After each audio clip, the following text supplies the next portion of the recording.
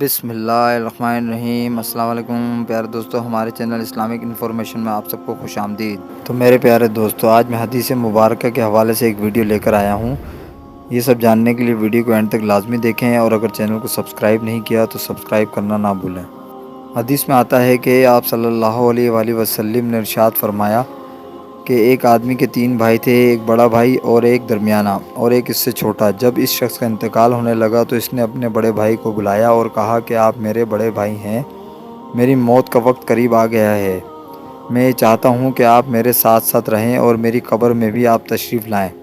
وہ بڑا بھائی کہنے لگا کہ میں یہ تو نہیں کر سکتا، البتہ اتنا ضرور کر سکتا ہوں کہ تیری جان میں جان جب تک ہے تیرے پاس بیٹھا رہوں گا، لیکن جو ہی تیری جان نکلے گی میرا اور تیرا کوئی رشتہ نہیں۔ وہ مرنے والا مایوس ہو کر اپنے دوسرے بھائی کو بلائے گا اور اس سے بھی یہی کہے گا، اور اس کا بھی یہی جواب ہوگا جو پہلے والے نے دیا تھا۔ پھر وہ مایوس ہو کر تیسرے بھائی کو بلائے گا، اس سے بھی یہی ساری باتیں کہے گا جو دوسرے بھائی سے کہی تھی، اور بدلے میں اس کا بھی وہی جواب ہوگا۔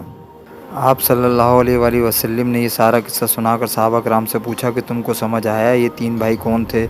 تو صحابہ نے کہا کہ اس کے بارے میں اللہ اور اس کا رسول بہتر جانتے ہیں۔ آپ صلی اللہ علیہ وآلہ وسلم نے فرمایا، اس آدمی کا پہلا بھائی اس کی مال و دولت تھے۔ جب وہ آدمی اس سے کہے گا کہ میرے ساتھ چلو، تو مال و دولت یہ کہیں گے کہ نہیں نہیں، میں تو تیرے ساتھ نہیں آ سکتا، جب تک تیری جان میں جان ہے میں تیرا ہوں، جب تیری جان نکل جائے گی تو تیرا میرا کوئی رشتہ نہیں ہوگا۔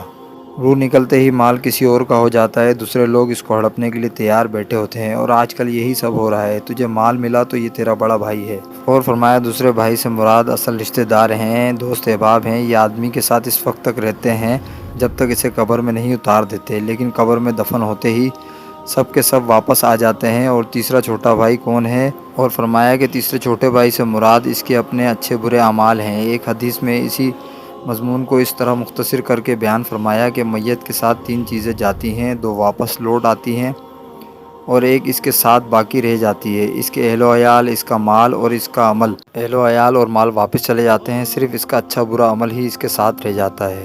اس سے یہ ثابت ہوا کہ الفرض قبر میں صرف اچھے یا برے اعمال ہی ہمارے ساتھ جائیں گے، اور کوئی بھی چیز اس کے ساتھ نہیں جائے گی۔ اس لیے ہمیں ہمیشہ اپنی موت کو یاد رکھنا چاہیے اور اچھا عمل کرتے رہنا چاہیے۔ آمین ثم آمین۔